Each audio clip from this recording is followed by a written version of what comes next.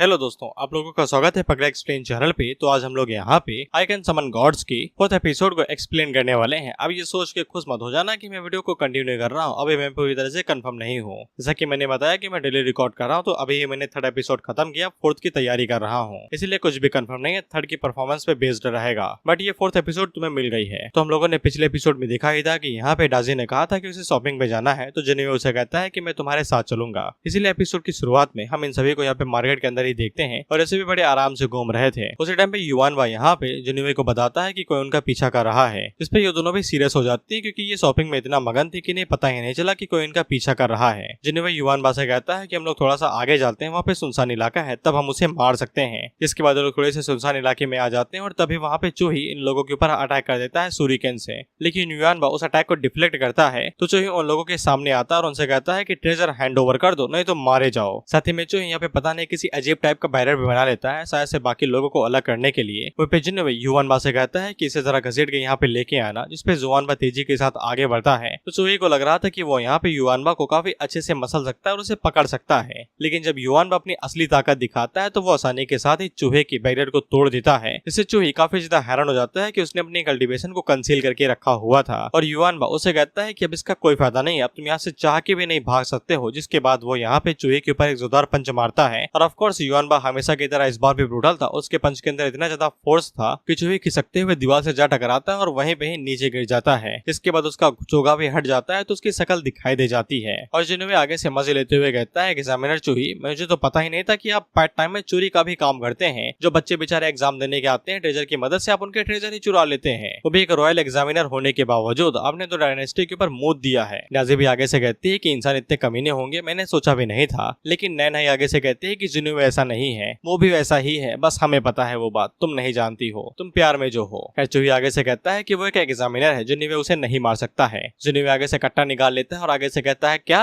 क्या कहा तुमने, ये कैसा मजाक है भाई, तुम मुझे मार सकते हो, मैं तुम्हें नहीं मार सकता। और वैसे भी जिन्होंने को काफी अच्छे से पता है कि उसने चूही को यहाँ पे उंगली कर दी है, तो वो फ्यूचर में पक्का यहाँ पे बदला लेने के लिए आएगा ही, इसलिए यहाँ पे प्रॉब्लम को जड़ से ही खत्म कर देना चाहिए। और वो मन के अंदर सोचता है अगर वो यहाँ पे एक ट्रांसफॉर्मेशन रियलम के कल्टीवेटर को मारेगा तो फिर उसे पता नहीं कितने यहाँ पे एक्सपीरियंस पॉइंट मिलेंगे। और पता नहीं भाई कल्टीवेशन मानुआ का क्या है सिस्टम है, साला कभी कोई मरने वाला होता है उसको बचाने के लिए कोई कूद पड़ता है। ऑथर्स प्लीज कभी तो हमें चैन से किसी को मरते हुए देख लेने दो, सुकून ही मिल जाए। खैर उस बंदे के आने और ना आने का कोई फायदा नहीं था, क्योंकि तब तक जिन्होंने घोड़ा दबा चुका था और यहाँ पे चूही का खेल खत्म हो जाता है। और जिन्होंने को इतने यहाँ पे एक्सपीरियंस पॉइंट मिल चुके थे कि वो डायरेक्ट यहाँ पे गोल्डन कोर के 4th लेवल पे प्रमोट हो जाता है। खैर जो यहाँ पे इसे रोकने के लिए आया था वो और कोई नहीं जूही था, वही बंदा जो इन लोगों को गेट पे मिला था और जो की यहाँ पे युआन को अपने डिसेबल बनाना चाहता था। जिन्होंने आगे से मुस्कुराते हुए यहाँ पे जुआन से कहता है कि देखो ये मुझे मारने के लिए आया था भाई, इसलिए मैंने इसे मार दिया, अब इसमें मेरी कोई भी गलती नहीं है। और वो आगे से ये भी कहता है कि मुझे किसी रिवॉर्ड की जरूरत नहीं है, ये कि एग्जाम देने आए वाले बच्चे की जिम्मेदारी है कि वो यहाँ पे ऐसी चीजें करता रहे।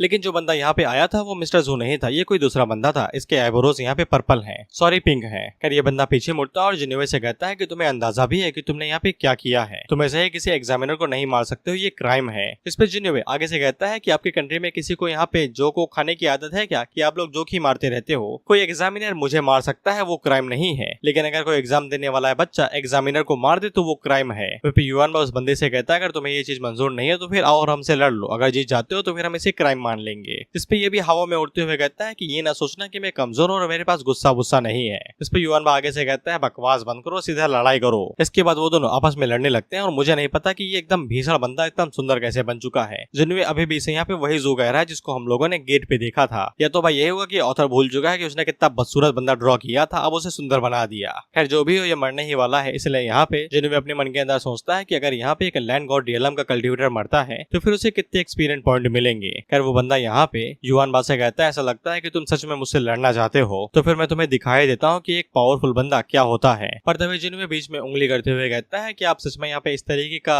कुछ गंदा खेल खेलेंगे या किसी को फेवर्स करेंगे और किसी को ऊपर फेवर्स नहीं करेंगे। जिसपे वो बंदा आगे से कहता है कि देखो भाई मुझे कोई फर्क नहीं पड़ता है कि तुमने किस वजह से उसे मारा है। इस पे युआन आगे से कहता है कि तो लड़ाई करो ना यार, बातें क्यों करते हो। लेकिन उसी टाइम पे यहाँ पे ली भाई आ जाता है, वही वेगा का डिसेबल, तुम्हें याद होगा, जो कि यहाँ पे युआन से कहता है कि उसे छोड़ दो मेरी जान, वो मेरा बंदा है, मैं उसका साथ फाइट करूंगा। इस पे ये लोग ऊपर उड़ के देखते हैं तो फिर यहाँ पे ली भाई दिखाई देता है जो कि शॉर्ट के ऊपर उड़ते हुए आ रहा था और वो उन लोगों को बताता है कि वो ली भाई है जो कि यहाँ पे टाबाई के नाम से भी जाना जाता है और वो यहाँ पे जिन्होवे को सर्व करने के लिए आया हुआ है। जिन्होवे उसे जैसे जैसे ही देखता है तो उसे पहचान जाता है। वहीं पे लीवाई उस बंदे से कहता है अगर तुम यहाँ पे जिनोवे को पकड़ना चाहते हो तो फिर तुम्हें पहले मुझसे होके गुजरना पड़ेगा। अगर तुम मेरे एक मूव को यहाँ पे झेल लेते हो तो फिर मैं आसानी के साथ यहाँ पे जिनोवे को तुम्हारे हवाले कर दूंगा, जिसके लिए वो बंदा तुरंत मान जाता है और उसे कहता है कि करके दिखाओ। इस पे लीवाई अपने पास अपनी स्वॉर्ड बाहर निकालता है और बस हल्का सा ही स्लैश मारता है, लेकिन उसका हल्का सा ही स्लैश इतना ज्यादा पावरफुल था कि वो बंदा देख नहीं पाता है कि वो स्लैश कब उसके माथे के पास आ गया। अब वो उसे डॉज भी नहीं कर सकता है। इसके बाद वो बंदा स्लैश से जैसे टकराता है तो उसके मुंह से खून निकलता है और वो लीवाई से पूछता है कि तुम कौन हो। इस पे लीवाई उसे कहता है कि ये ना जानो, बस मैं तुम्हें इतना ही कहना चाहूंगा कि ये सिर्फ एक वार्निंग थी।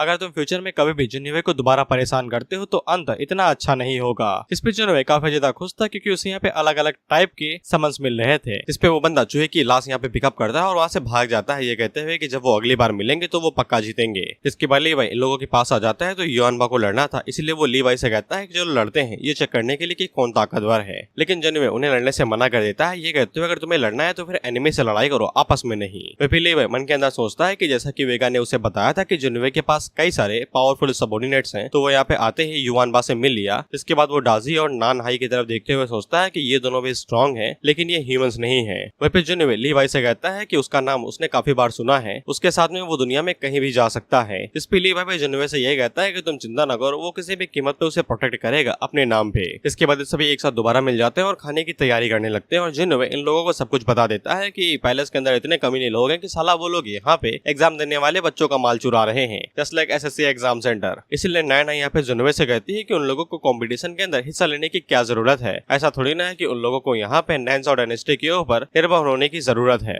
लेकिन वेगा यहाँ पे आगे से कहता है कि वो इस चीज के ऊपर आग्रह तो नहीं करता है, लेकिन यहाँ पे ऐसा भी नहीं कि उन लोगों को यहाँ पे बड़े सेक्टर के ऊपर रिलाय होने की जरूरत है, लेकिन कंपटीशन से जो रिवॉर्ड मिलेंगे वो काफी ज्यादा वर्थ इट है, इसलिए उन लोगों को कंपटीशन के अंदर हिस्सा लेना पड़ेगा। लीवाई आगे से कहता है कि जिसने मेरी शॉट से चोट खाई है वो कुछ सालों के लिए तो हमें यहाँ पे दिक्कत देने के लिए नहीं आएगा। जिनोवे भी आगे से यही कहता है कि जब तक वो लोग उसके साथ है तब तक उसे कुछ भी नहीं होगा। लेकिन उसी टाइम पे दोबारा इनका कोई खाना खराब करने के लिए आ जाता है और ये खुद को यहाँ पे शॉर्ट गॉड सेक्ट से आए हुए रिक्रूटर बता रहे थे। इस पे तैसी तो उनके बारे में सुन के काफी ज्यादा खुश हो जाता है, लेकिन जिनोवे का मुंह बन जाता है। लेकिन इसके बावजूद वो उन्हें ग्रीट करता है और पूछता है कि क्या लेने के लिए आए हो। तो वो लोग यहाँ पे जिनोवे और युआनबा को ज्वाइन करवाने के लिए आए थे अपने सेक्ट के अंदर, और मुझे बताने की जरूरत नहीं कि सेक्ट को ज्वाइन करने से इन्हें क्या क्या फायदा होगा, बस इन लोगों के ऊपर यहाँ पे पाबंदियां लग जाएंगी। आसपास के जो लोग थे वो काफी ज्यादा खुश थे ये बात सुन के। जिनोवे उनसे एक ही चीज पूछता है कि उसके पास फ्रीडम रहेगी, उसका जब मन हो तब वो हगने जाए, जब उसका मन हो तब वो खाने जाए। इस पे वो लोग आगे से कहते हैं नहीं यार, शॉर्ट गॉड सेक्ट डायनेस्टी यहाँ पे उनके कंट्रोल में रहती है, इसीलिए वो लोग यहाँ पे डायनेस्टी के लिए काम करते हैं। इसलिए जब तक डायनेस्टी यहाँ पे उनसे कुछ करने को नहीं कहती तो फिर वो लोग कुछ भी नहीं करेंगे। तो जिनोवे आगे से उनकी इन्विटेशन को रिजेक्ट कर देता है। इस पे लोगों का माथा खराब हो जाता है। वो कहते हैं तुम्हें पता भी है तुम किसे रिजेक्ट कर रहे हो? जिनोवे आगे से कहता है नहीं पता, जाओ यार, मैं यहाँ पे आजाद रहना ज्यादा पसंद करता हूँ। इस पे रिक्रूटर आगे से कुछ कहता है कि उससे पहले ही वेगा उसे समझा देता है कि कल्टीवेशन का मतलब ही यहाँ पे आजाद रहना है, न कि बेड़ियों में फंसे रहना, और यही कल्टीवेशन का मतलब ही होता है और यही इसका पर्पस भी है। इस पे ये रिक्रूटर यहाँ से जाते हुए यही कहते हैं कि ये लोग यहाँ पे बवाला नहीं मचा सकते हैं, नहीं तो इनके मास्टर की रेपुटेशन खराब होगी, वो तो पहले ही कर चुके हो। इस पे ये जाते हुए बस यही कहते हैं कि तू बस देख, हम तुझे बताते हैं कि वो क्या चीज होती है। जिन्होंने आगे से कहता है जाओ जाओ यार, तुम्हारी यही बातें दिमाग खराब कर देती हैं। इसके बाद हम लोग ताइसी को देखते हैं जो कि जिनोवे से कहता है कि उसने उन्हें मना क्यों कर दिया। अगर वो यहाँ पे उनके सेट को ज्वाइन कर लेगा तो फिर उसके पास कल्टीवेशन रिसोर्स काफी ज्यादा होंगे और उसकी कल्टीवेशन स्पीड काफी ज्यादा बढ़ जाएगी। वो इतना यहाँ पे किंगडम के अंदर रह के कल्टीवेट नहीं कर पाएगा जितना सेट के अंदर रह के कर लेगा।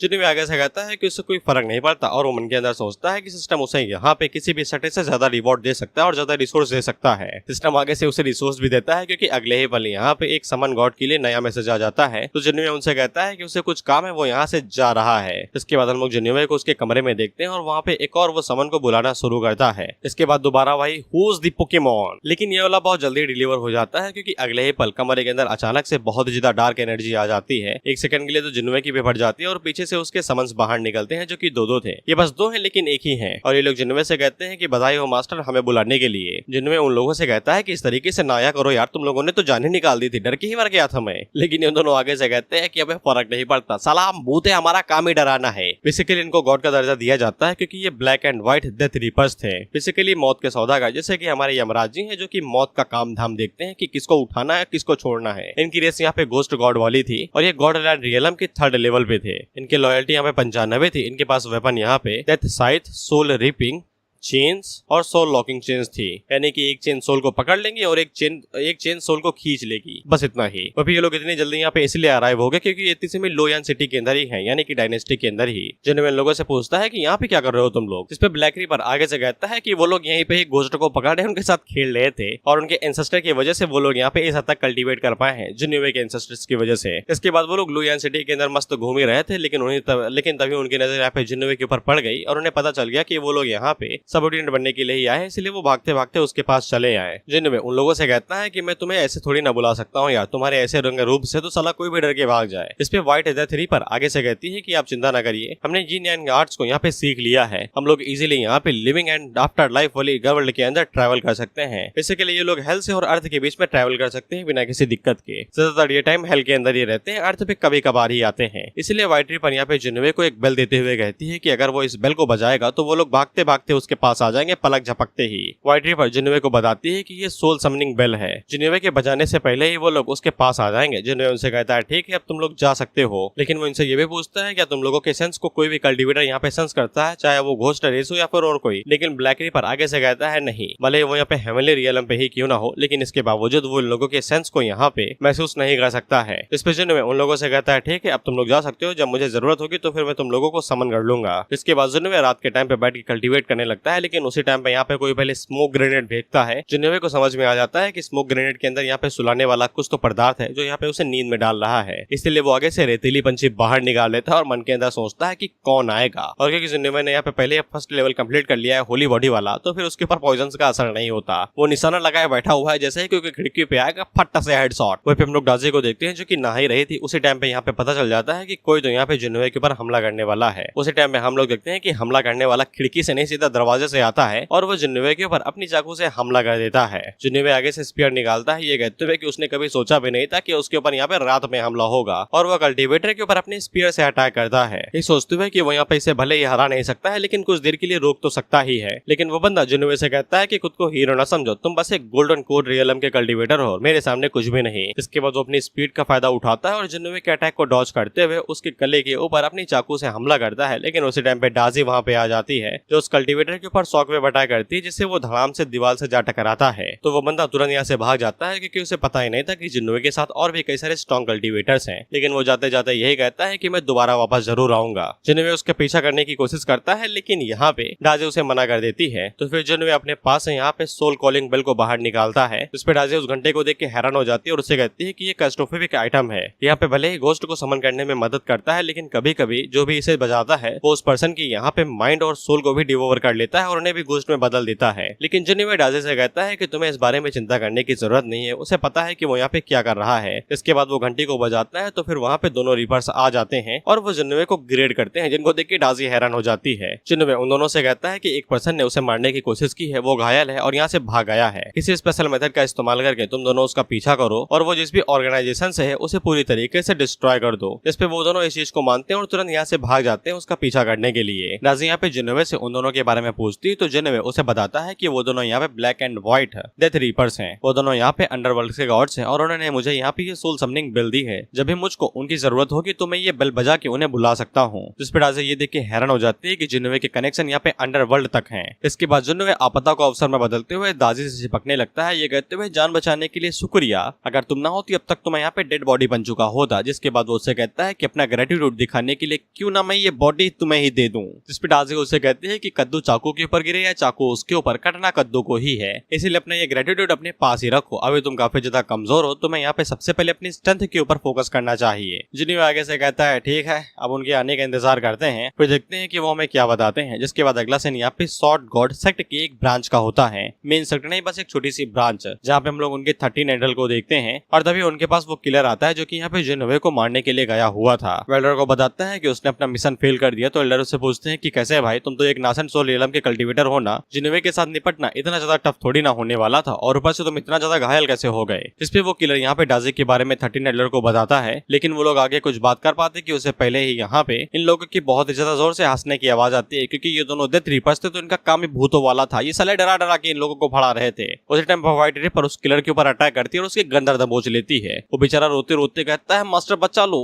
लेकिन व्हाइट रीपर तब तक उसकी सोल उसकी बॉडी से खींच लेती है और चली जाती है वहां से। 13 एल्डर अपने मन के अंदर यही सोचता है कि उसने यहाँ पे इन लोगों के प्रेजेंस को सेंस क्यों नहीं कर पाया, लेकिन उसी टाइम पे ब्लैक रिपर उसके ऊपर अपनी चेन से अटैक करता है और उसे जकड़ लेता है। वो एल्डर खुद को आजाद करने की कोशिश करता है, लेकिन ब्लैक रिपर उसे कहता है कि अपनी स्ट्रेंथ वेस्ट न करो, ये चेन मैजिकल वेपन्स हैं, तुम इनसे चाह के भी आजाद नहीं हो सकते हो। एल्डर उनसे पूछता है कि तुम लोग कौन हो, तो ब्लैक रिपर आगे से हमला करते हुए कहता है ये जान के क्या करोगे, हल में तो वैसे भी मिलेंगे यार, हम लोग चाय पी लेना साथ में बैठ के। लेकिन ये दोनों एक नंबर के हरामी थे, ये भाई चाकू दिखाते हैं लेकिन दिल पे हमला करते हैं, यानी कि सीना ही छीन लेते हैं उसका, सॉरी दिल ही छीन लेते हैं उसका। वो एल्डर पूछता है कि मुझे क्यों मार रहे हो। इस पे वो लोग उससे बस इतना ही कहते हैं कि तुमने किसी ऐसे को ऑफेंड कर दिया जिसको तुम्हें नहीं करना चाहिए था, अंडरवर्ल्ड में आना तब तुम्हें सब कुछ एकदम धीरे से बताएंगे। इसके बाद अगला सीन सुबह का होता है और हर किसी को पता चल चुका था कि शॉर्ट गॉड सेक्ट के एक ब्रांच को यहाँ पे पूरी तरीके से डिस्ट्रॉय कर दिया गया, बस एक रात के अंदर ही। और ऊपर से एल्डर और उस किलर को यहाँ पे दरवाजे पे टांग दिया गया था, और वहाँ के जितने भी नॉर्मल डिसेबल थे, एल्डर थे, वो सभी एकदम का मारे चुके थे जो भी ब्रांच के थे। इसलिए जितने भी गार्ड्स थे वो सभी एकदम परेशान थे कि ऐसा कौन कर सकता है भाई। इसके बाद अगला सीन टेलीपोर्टेशन प्लाजा का होता है, जहाँ से हम लोग देखते हैं कि यहाँ पे शॉर्ट गॉड सेक्ट का लीडर या फिर सबसे बड़ा एल्डर बाहर निकलता है। इसको तुम लोगों ने पहले भी देखा था, इसीलिए मैंने कहा था इसकी शकल याद रख लो। इन लोगों की मुलाकात उसी बंदे से होती है जिसे लीवाई भिड़ा था, यानी कि मास्टर जो से। और शॉर्ट गॉड सेक्ट का लीडर यहाँ पे उसे पूछता है कि ये सब कुछ तुम्हारे अंडर कंट्रोल में हुआ है, तुम्हें पता है कि ये किसने किया है। लेकिन जो को भी कुछ भी नहीं पता था, उसे कुछ भी यहाँ पे नहीं मिला, एनिमे जैसे कि कोई घोस्ट या फिर कोई अर्बन लेजेंड था। इस पे सेक्ट लीडर उसे पूछता है कि तुम्हें सच में कुछ भी नहीं मिला, जो आगे से कहता है कुछ भी नहीं। वो मन के अंदर यही सोचता है कि वहाँ पे इतना पूरी तरीके से कत्लेआम हुआ कि कोई भी सेंस ही नहीं छूटा, एक साला पत्ता तक नहीं मिला वहाँ पे। सेक्ट के ऊपर हमला होना बिल्कुल एक मिथिकल की तरह है, ये लोग मुझे ब्लेम नहीं कर सकते हैं। इस पे लीडर उसे ब्लेम भी नहीं करता है, उससे बस इतना कहता है कि मुझे ब्रांच लेकर चलो, मैं उसे खुद ही चेक करना चाहता हूँ। इसके बाद 2 दिन इसी तरीके से बीत जाते हैं और अगला दिन डायरेक्ट यहाँ पे कंपटीशन का था। एक एल्डर बाहर निकलता है और वो सभी लोगों को बताता है कि कंपटीशन आज से ही शुरू होगा। वो एल्डर उन लोगों को बताता है कि जितने भी पार्टिसिपेंट होंगे वो इस मैजिक वेपन का, यानी कि इस टेलीपोर्टेशन प्लाजा का इस्तेमाल करके एक दूसरे वर्ल्ड के अंदर जाएंगे। सभी लोगों को यहाँ पे वुड एंड प्लेग भी दिया जाता है, जिसका इस्तेमाल करके वो लोग यहाँ पे अगर किसी ऐसे खतरे का सामना कर लेते हैं जिससे वो यहाँ पे नहीं लड़ सकते हैं, तो वो इसे तोड़ के वापस आ सकते हैं। लेकिन इन्हें यहाँ पे कॉम्पिटिशन से डिस्क्वालीफाई कर दिया जाएगा। और हाँ, कॉम्पिटिशन तभी एंड होगा जब सिर्फ 100 लोग बचेंगे उस वर्ल्ड के अंदर। एल्डर उन लोगों को ये भी बताता है कि उन लोगों के पास 1 हफ्ता है, 1 हफ्ते के अंदर यहाँ पे 100 लोग बचते हैं तो 100 लोगों को बाहर बुला लिया जाएगा, बाकी जितने भी रहेंगे तो उन्हें वहीं पे ही छोड़ दिया जाएगा। वो लोग बाहर आ सकते हैं, कोई दिक्कत नहीं है, लेकिन जो 100 लोग खींच लिए जाएंगे उन्हें यहाँ पे अगले एरिना के लिए भेज दिया जाएगा, यानी कि अगले कॉम्पिटिशन के लिए। इसके बाद टेलीपोर्टेशन गेट स्टार्ट हो जाता है और हर कोई टेलीपोर्टेशन से होते हुए उस दूसरी दुनिया के अंदर जाने लगता है। उसी टाइम पे सेक्ट लीडर की नजर यहाँ पे जिन्युए और युआनबा के ऊपर पड़ जाती है और उसे इन दोनों के बारे में पता था, जो कि उन लोगों से कहता है कि वो उन लोगों की परफॉर्मेंस के लिए काफी ज्यादा उम्मीदें लगाए हुए हैं। इसके बाद वो दोनों अंदर चले जाते हैं और वहीं पे हम लोग जू को देखते हैं। और जो ने यहाँ एक खबर सुनी थी, तुम्हें याद होगा जब वो लोग खाना खा रहे थे तो कुछ लोग आए थे यहाँ पे जिन्युए को रिक्रूट करने के लिए, लेकिन जिन्युए ने उन्हें मना कर दिया था। इसलिए जो को यही लगता है कि इसी बवाल की वजह से यहाँ पे शायद से जिन्युए ने उस ब्रांच के अंदर यहाँ पे कत्लेआम मचा दिया। और जो को यही लग रहा था कि जिन्युए के पास में लीवाई के अलावा भी और पावरफुल मॉन्स्टर्स हो सकते हैं, इसीलिए वो यहाँ पे सेक्ट लीडर को इन सभी चीजों के बारे में बता देता है। इस पे लीडर काफी ज्यादा हैरान होता है और जो आगे से यही कहता है कि उसके पास कई सारे पावरफुल मिस्टीरियस मास्टर्स हैं, एक का नाम तो लीवाई है और उसके लिए इस तरीके की ब्रांच को खत्म करना कोई बड़ी बात नहीं है। और ऊपर से उसका यहाँ पे शॉर्ट सेट के साथ कुछ अच्छा हिसाब किताब भी नहीं है, शायद से वो बदला ले रहा होगा। इस पे सेक्ट लीडर आगे से कहता है कि अभी हमें पूरी तरीके से यकीन नहीं है, इसलिए हम सिर्फ उसके ऊपर नजर ही रख सकते हैं। तो सेक्ट लीडर अपने मन के अंदर यही सोचता है कि 9 स्टार ग्रेड की जो कल्टीवेटर्स होते हैं वो काफी ज्यादा रेयर होते हैं, लेकिन यहाँ पे सिर्फ वही दोनों नहीं है जिनके पास 9 स्टार ग्रेड है। अगर जिन्युए सच में यहाँ पे ब्रांच के रिस्ट्रिक्शन के पीछे है तो फिर वो उसे ऐसे ही जाने नहीं दे सकता है, वो उसे और ज्यादा ताकतवर नहीं होने दे सकता। इसके बाद अगला सीन मैजिकल वेपन के मैजिकल वर्ल्ड का होता है। हम लोग जिन्युए को अंदर देखते हैं और ये जब 2 अंदर हुए तो ये अलग अलग हो गए थे। बेसिकली हर कोई अलग अलग जगह पे टेलीपोर्ट हो रहा था। युआनबा इतने समय साथ में नहीं है जूनियो के। उसी टाइम पे जिन्युए के पास में यहाँ पे सिस्टम की तरफ से नोटिफिकेशन आता है कि शॉर्ट गॉड सेक्ट उसे यहाँ पे उनके जो सेक्ट के ब्रांच के ऊपर अटैक हुआ था उसका यहाँ पे कल्प्रिट मान रहा है। इसके बाद उसे यहाँ पे सेक्ट लीडर, सॉरी वो सेक्ट लीडर नहीं लेकिन 5th एल्डर है, इसका नाम यूसु है। सिस्टम उसे बताता है कि यूसे अब से उसके ऊपर नजर रखने वाला है, इसलिए जिन्युए को यहाँ पे उसे सच छुपाना पड़ेगा कि वो सच में यहाँ पे उस ब्रांच के डिस्ट्रक्शन के पीछे है। सिस्टम जिन्युए को बताता है कि यहाँ पे यूसु लैंड गॉड रियलम का मास्टर है, अगर वो इस मिशन को कंप्लीट कर लेता है तो फिर उसे यहाँ पे एक्सपीरियंस पॉइंट के साथ में रैंडम ड्रॉ करने का मौका मिलेगा, यानी कि वेपन कोई रैंडम चीज है। लेकिन अगर वो इस मिशन को फेल कर देता है तो फिर वो यहाँ पे शॉर्ट गॉड सेक्ट का पूरी तरीके से एनिमी बन जाएगा। जिन्युए अपने मन के अंदर यही सोचता है अगर वो सच में उन लोगों का यहाँ पे एनिमी बन जाता है तो डायनेस्टी के 7 बड़े सेक्ट में से ये उन्हीं में से एक है। अगर वो यहाँ पे उनका एनिमी बन जाता है तो वो जिंदगी चैन से जी नहीं पाएगा। उसी टाइम पे जिन्युए की नजर टेंगो के ऊपर पड़ती है तो वो मन के अंदर सोचता है कि ये यहाँ पे कैसे आ गया। बेसिकली टेंगो को एक तरीके से पेट देखा गया है, इसलिए उसे भी यहाँ पे आने का मौका मिल गया। जिन्युए उसे कहता है कि देखो भाई अब हम लोगों को यहाँ पे एकदम सावधान रहना पड़ेगा, कोई हमारे ऊपर नजर बनाए रखे हुए है। इसके बाद वो दोनों उड़ते उड़ते यहाँ पे युआनबा को ढूंढने के लिए निकल जाते हैं। वह फिर जिन्युए को युआनबा युआनबा को ढूंढने के लिए ज्यादा कुछ भी नहीं करना था, क्योंकि युआनबा यहाँ पे अपनी पोजीशन को छुपाएगा नहीं, वो खुलेआम घूमेगा और जो भी उसे दिखाई देगा वो गड़ाम से उसके ऊपर गदा मार देगा। और जैसा कि जिन्होंने बताया कि वो खुलेआम ही घूमेगा, तो हम लोग युआनबा को देखते हैं जो खुलेआम ही घूम रहा था और चिल्ला चिल्ला के कह रहा था कि गाँव भाई जिन्होंने। और उसी टाइम पे कुछ कल्टिवेटर्स का ग्रुप यहाँ पे जिन्होंने को घेर लेता है और उसे कहते हैं कि देखो तो कैसे खुलेआम घूम रहा है। युआनबा उनकी तरफ मुड़ता है और उनसे कहता है तुम कौन हो भी। तो फिर ये लोग यहाँ पे युआनबा के ऊपर हमला कर देते हैं, ये कहते हुए कि चलो देखते हैं कि हम तुम्हें मार पाते हैं या नहीं, या फिर तुम हमें मार देते हो। युआनबा आगे से कहता है कि तुम सभी सिर्फ गोल्डन कोर रियलम पे हो और तुम यहाँ पे मुझसे लड़ना चाहते हो। इसके बाद वो एक बंदे के ऊपर गड़ाम से अपना गदा मारता है तो उसकी आंखें बाहर निकल आती हैं, जिससे बाकी लोगों को समझ में आ जाता है कि युआनबा एक दहसी दरिंदा है जो कि उन लोगों के पीछे आएगा, इसलिए ये तुरंत यहाँ से भागने लगते हैं। लेकिन युआनबा उन लोगों से कहता है कि अब इसके लिए देर हो चुकी है, जिसके बाद वो अपने यहाँ पे हैमर्स का इस्तेमाल करते हुए गड़ाम से एक कल्टिवेटर के ऊपर अटैक करता है और उन सभी को मार गिराता है। वहीं हम लोग कुछ कल्टिवेटर्स को देखते हैं जो कि यहाँ पे युआनबा के बारे में बात कर रहे थे कि वो एक 9 ग्रेड का वॉरियर है और ऊपर से वो इतना ज्यादा दरिंदा है कि पूछो नहीं। अगर वो जिन्नोवे के साथ मिलकर काम करने लगा तो फिर पता नहीं वो हमारे लोगों के साथ क्या क्या करेगा। इस पे ये कल्टिवेटर आगे से इतना ही कहते हैं कि किसी भी कीमत पे बस उससे दूर रहो। वहीं पे जब युआनबा अपनी डाइट वाइट कर ही रहा था तो उसके पास ही वहाँ पे जिन्नोवे आता है जो कि उसे कहता है क्या हालचाल है। तो जिन्नोवे उसे कहता है कि हम लोग यहाँ से आगे जाएंगे उस माउंटेन की तरफ। जिसके बाद जिन्नोवे रेतीली पंछी निकाल के अपने मन के अंदर यही सोचता है कि उन लोगों को यहाँ पे जितनी जल्दी हो सके उतने जल्दी कुछ अपोनेंट्स को एलिमिनेट करना पड़ेगा, नहीं तो उन लोगों को यहाँ पे काफी ज्यादा टाइम लग जाएगा। लेकिन उस टाइम पे उन लोगों को यहाँ पे एक अजीब सा ऑरा महसूस होता है और जब जिन्नोवे उसे अच्छे से महसूस करता है तो फिर उसे पता चलता है कि एक ड्रैगन का ऑरा है। तो ये दोनों भागते हुए उस तरफ जाने लगते हैं तो फिर उन्हें यहाँ पे एक ड्रैगन दिखाई देता है जिसके हाथों में कुछ तो था, इसलिए कई सारे कल्टिवेटर्स वहाँ पे खड़े हुए थे जो कि उससे वो सब कुछ छीनने की कोशिश कर रहे थे। जिन्नोवे हम लोगों को बताता है कि ये स्नेक ड्रैगन है जो कि बस यहाँ पे ट्रांससेंडिंग हो ही रहा है। बेसिकली वो खुद को ट्रांसफॉर्म करके फुल तरीके से यानी कि फुली ड्रैगन बनने की कोशिश कर रहा है और साथ ही में उसके क्लॉ के पास में यहाँ पे ड्रैगन पियरल भी है। जिन्नोवे हम लोगों को बताता है कि ड्रैगन पियरल एक तरीके से ड्रैगन स्पिरिचुअल पावर का छोटी गोली होती है, लेकिन ड्रैगन पियरल इतना ज्यादा पावरफुल होता है कि इसके बराबरी एक गोल्डन कोर रियलम के कल्टिवेटर जितनी की जा सकती है, यानी कि इस गोली के अंदर इतनी स्पेशल पावर है जितनी एक गोल्डन कोर रियलम के कल्टिवेटर के अंदर होगी। उसी टाइम पे टेंगो यहाँ पे जिन्नोवे से कहता है कि ड्रैगन्स का लाइफ स्पैन काफी ज्यादा लंबा होता है, इसलिए उस ड्रैगन पियरल के अंदर जो स्पेशल पावर होगी वो भी बहुत ही ज्यादा होगी। अगर जिन्नोवे उसे कंज्यूम कर लेता है तो फिर इस बात के चांसेस है कि वो यहाँ पे ड्रैगन ब्लड लाइन को भी एक्टिवेट कर सकता है। इसलिए टेंगो जिन्नोवे से यह कहता है कि उसे किसी भी कीमत पे ये ड्रैगन पियरल अपने हाथों में लेना ही पड़ेगा। इस पे युआनबा आगे से कहता है कि बस एक ड्रैगन पियरल ही तो चाहिए ना, अब हिला के देता हूँ। और जैसा कि मैंने बताया था कि यहाँ पे कुछ कल्टिवेटर्स भी हैं जो कि पियरल लेने की कोशिश कर रहे थे, इसलिए वो सभी टीम बना के यहाँ पे ड्रैगन के ऊपर अटैक कर रहे थे, लेकिन ड्रैगन इनसे काफी ज्यादा पावरफुल था। इसलिए जिन्नोवे भी आगे से ये कहता है कि थोड़ी देर के लिए देख लेते हैं कि यहाँ पे क्या चल रहा है। इसके बाद जिन्नोवे हम लोगों को यहाँ पे अपने silver dragon soul destroying spear के बारे में बताता है कि वो यहाँ पे सोल्स को भी एब्जॉर्ब कर सकता है, यानी कि स्पीयर के अंदर भी एक ड्रैगन सोल होनी चाहिए। लेकिन स्पीयर भले यहाँ पे हेवली ग्रेड का है, लेकिन इसके बावजूद उसके पास वजन के अलावा और कोई एट्रीब्यूट नहीं है अभी तक। इसका मतलब यही है कि स्पीयर के अंदर जो सोल है वो अभी तक जागे नहीं है, इसीलिए वो अपनी रियल पावर को अभी तक नहीं दिखा रहा है। इसीलिए वो यही सोचता है कि वो इस ड्रैगन का इस्तेमाल कर सकता है सोल के अंदर, सॉरी स्पीयर के अंदर जो सोल है उसे अवेकन करने के लिए। सिस्टम बाहर निकलता है और वो जिन्नोवे को बताता है कि हाँ, स्पीयर के अंदर एक पावरफुल सोल है, लेकिन वो अभी तक जागी नहीं है। और silver dragon soul destroying spear यहाँ पे ड्रैगन्स के खिलाफ में काफी ज्यादा पावरफुल वेपन है और यहाँ पे उनकी सोल को भी एब्जॉर्ब कर सकता है। अगर जिन्नोवे यहाँ पे ड्रैगन की सोल को एब्जॉर्ब कर लेता है तो फिर उसके अंदर जो ईसिन ड्रैगन सोल है शायद से वो जाग जाए। इसलिए सिल्वर सोल डिस्ट्रॉइंग स्पीयर को यहाँ पे सी ड्रैगन पैलेस के अंदर फॉरबिडन कर दिया गया था कि कोई इसका इस्तेमाल न करे, क्योंकि ये स्पीयर काफी ज्यादा पावरफुल है। जिन्नोवे अपने मन के अंदर यही सोचता है कि ड्रैगन स्पीयर के अंदर पक्का एक पावरफुल सोल होगी, इसलिए उसे यहाँ पे फॉरबिडन कर दिया गया था। इसके बाद हम लोग देखते हैं कि यहाँ पे फोर्थ प्रिंस भी आ जाता है और साथ ही में महिला मित्र भी थी। जिन्नोवे उसे पूछता है तुम्हें पता कैसे चला कि हम लोग यहीं पे होंगे, जिसपे फोर्थ प्रिंस आगे से कहता है कि जहाँ माल वहाँ तुम, सिंपल सी बात है। इसके बाद जिन्नोवे महिला मित्र की तरफ देखता है और उसे उसके नाम से बुलाता है जो कि यहाँ पे जुमी था। उसे पूछता है क्या तुम भी यहाँ पे फाइट को ज्वाइन करना चाहोगी, क्योंकि मेरी नजरें इस समय ड्रैगन के ऊपर हैं। इस पे जुमी आगे से कहती है कि उसे इस बारे में पता है। जिन्नोवे उन लोगों से कहता है कि ये स्नेक ड्रैगन की जो पूरी बॉडी है वो ट्रेजर से भरी हुई है, वो यहाँ पे उन लोगों के साथ उस बॉडी को शेयर कर सकता है। इसके बाद वो युआनबा से कहता है कि सही समय आ चुका है, हमला करो। इसके बाद युआनबा हमला करने के लिए आगे बढ़ता है और जैसा कि मैंने बताया था कि स्नेक ड्रैगन काफी ज्यादा पावरफुल है, इसलिए जो छोटे मोटे कल्टिवेटर उसके ऊपर अटैक कर रहे थे वो बस दहाड़ मार के उन्हें दूर फेंके दे रहा था। इसके बाद स्नेक ड्रैगन की कुद्दी गर्म हो जाती है तो वो आगे से और भी ज्यादा चीखने लगता है और अंधाधुन अटैक करने लगता है। इसलिए जो भी कल्टिवेटर है वो यहाँ से जान बचाते हुए भागने लगते हैं।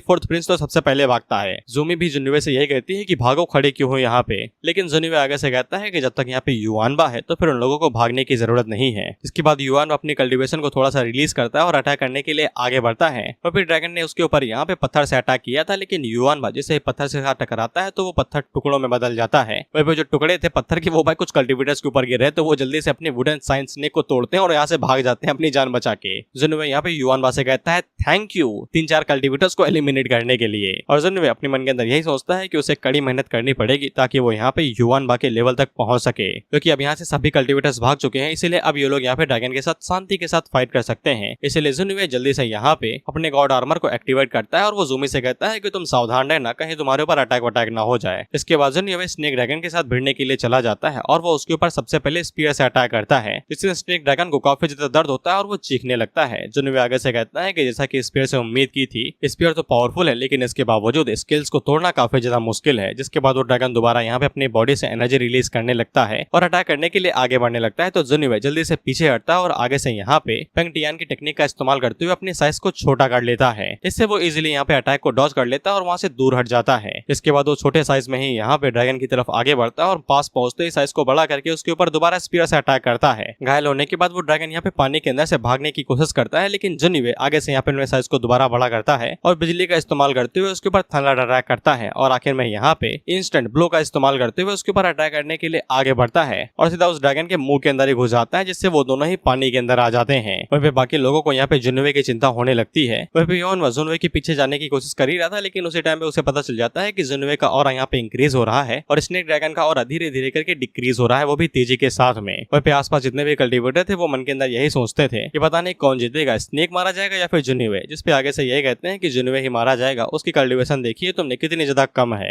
लेकिन अगले ही पल पानी के अंदर से एक तगड़ा धमाका होता है, तो सब लोग उस तरफ देखते हैं। उन्हें यही लगता है कि स्नेक ड्रैगन अभी भी जिंदा है और जुनवे मारा गया। लेकिन अगले ही पल पानी के अंदर से यहाँ पे जुनवे बाहर निकलता है, जिसने यहाँ पे स्पीयर की ड्रैगन स्पिरिट को भी अवेकन कर लिया था। और मुझे लगता है कि जिस ड्रैगन के साथ जुनवे फाइट कर रहा था, स्पीयर की ड्रैगन सोल ने उसका ही रूप ले लिया है, क्योंकि उसके हाथों में हम लोग अभी भी पीआरएल को देख पाते हैं। जिसके बाद हम लोग जुनवे को देखते हैं जो कि अभी भी जिंदा था, लेकिन स्नेक ड्रैगन भी अभी तक नहीं मरा था। सॉरी दोस्तों, मेरी ही गलती है। चैप्टर खत्म हो गया था, मुझे लगा स्नेक ड्रैगन मारा गया, लेकिन जैसे ही नया चैप्टर खुला तो वो जिंदा है, बेसिकली जादू। खैर जुनवे ने यहाँ पे अपनी ड्रैगन स्पिरिट को अवेकन कर लिया था, स्पीयर वाली। इसके बाद जुनवे आगे से यहाँ पे स्पीयर की पावर का इस्तेमाल करते हुए ड्रैगन से कहता है कि अब तुम्हारा खेला खत्म करने का समय आवत बा। इसके बाद वो ड्रैगन स्पिरिट के साथ में यहाँ पे स्नेक ड्रैगन के ऊपर अटैक करता है और उसके मुंह के अंदर घुस से पार निकल जाता है, जिससे वो स्नेक ड्रैगन सक्सेसफुली अब मारा जाता है। जुनवे जैसे उस ड्रैगन को मार देता है, तो उसे मारने के बाद जो स्पीयर थी, सॉरी सोल स्पिरिट थी स्पीयर वाली, वो स्नेक ड्रैगन के अंदर से उसकी सोल निकालती है और उसे डिवोवर कर लेती है। इससे यहाँ पे स्पीयर का लेवल बढ़ जाता है। अब वो हेवनली ग्रेड का नहीं रहा, बल्कि हाई हेवनली ग्रेड का बन चुका है, और जितना ये सोल को खाती जाएगी उतना ज्यादा वेपन स्ट्रॉन्ग होता जाएगा। और यहीं से ही रेतीली पंछी को अलविदा कह दो दोस्तों। That was legendary weapon in my opinion. बस अपग्रेड नहीं कर सकते हैं, क्योंकि ड्रैगन मर चुका था, तो फिर उसके हाथ से यहाँ पे ड्रैगन पीरल छूट जाता है। और ऑफकोर्स जो लालची लोग थे वो यहाँ पे तेजी के साथ आगे बढ़ने लगते हैं उस ड्रैगन को लेने के लिए, सॉरी ड्रैगन पीरल को लेने के लिए, जिनमें उन लोगों से कहता है क्रेडिट पगलुओ, और वो जल्दी से ड्रैगन पीरल को पकड़ के अपने स्टोरेज रिंग के अंदर स्टोर कर लेता है और उन लोगों के ऊपर हमला करते हुए कहता है कि शर्म नहीं आती साला, मैंने तुम लोगों के सामने ही उस ड्रैगन को मारा और तुम्हें लगता है कि तुम मेरी आंखों के सामने मेरा पीरल चुरा लोगे। पीरल पगलू हो क्या?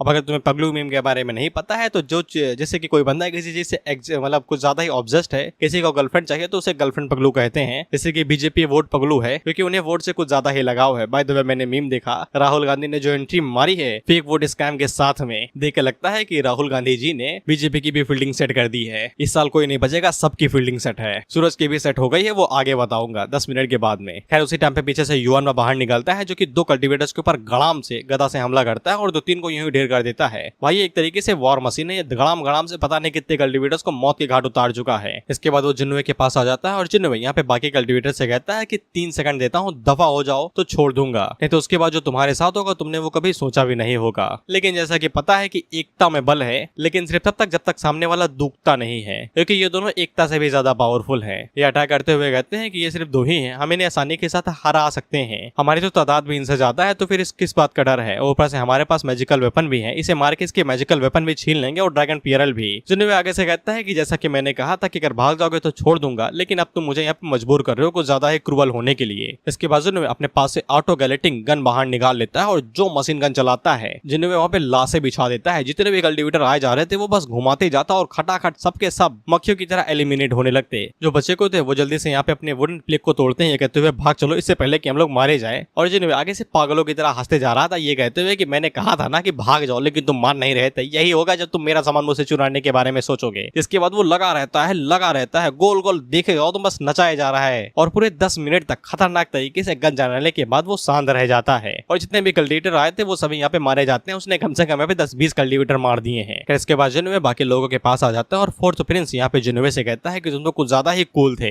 लेकिन जुनवे उसे इग्नोर करते हुए जुमी से पूछता है कि तुम्हें क्या लगता है, जिसमें जुमी आगे से कहती है यू आर रियली माइटी, यानी कि ताकतवर। इसके बाद वो लोग आगे बढ़ने लगते हैं। फोर्थ प्रिंस पूछता है कि अब वो लोग कहाँ पे जाएंगे। इस पे जुनवे आगे से बताता है कि वो किसी ऐसी जगह को ढूंढेंगे जहाँ पे कई सारे लोग हैं, शायद से वहाँ पे और कोई भी डिमोनिक बीस्ट हो सकता है। लेकिन जुनवे को यहाँ पे स्नेक ड्रैगन को मारने के बदले में और बाकी कल्टिवेटर्स को मारने के बदले में कोई भी एक्सपीरियंस पॉइंट नहीं मिला था। फिर जुनवे से पूछती है कि वो लोग ऐसी जगह को क्यों विजिट कर रहे हैं जहाँ पे कई सारे लोग होंगे। इस पे जुनवे आगे से कहता है अगर हम लोग यहाँ पे 100 नहीं बचते हैं तो फिर हम लोगों को यहाँ पे दोबारा एरिना के अंदर पार्टिसिपेट करना पड़ेगा, इसलिए हम लोगों को उन्हें एलिमिनेट करना पड़ेगा ताकि 100 लोग बच जाए। इसके बाद अगला सीन मैजिक वर्ल्ड के बाहर का होता है जहाँ पे हम लोग देखते हैं कि यूसो यहाँ पे जुनवे के ऊपर कड़ी नजर बनाए रखे हुए था। वो आगे से कहता है ये तो साला कुछ ज्यादा ही घमंडी है। तो फिर मिस्टर जू यहाँ पे यूसो के पास आते हैं और उसे बताते हैं कि कुछ लोगों ने यहाँ पे देखा था कि कल रात 2 लोग जो कि यहाँ पे ब्रांच को पूरी तरीके से डिस्ट्रॉय कर रहे थे वो यहाँ पे साइथ का इस्तेमाल कर रहे थे कत्लेआम मचाने के लिए। इस पे यूसो यहाँ पे जो से पूछता है कि जुनवे का कोई भी सबॉर्डिनेट साइथ का इस्तेमाल करता है क्या? शायद वही होता है जो डेथ रीपर से इस्तेमाल करते हैं। हड्डी मेरा बड्डी में देखा ही होगा। प्रीति तो उसे कुल्हाड़ा बुलाती थी।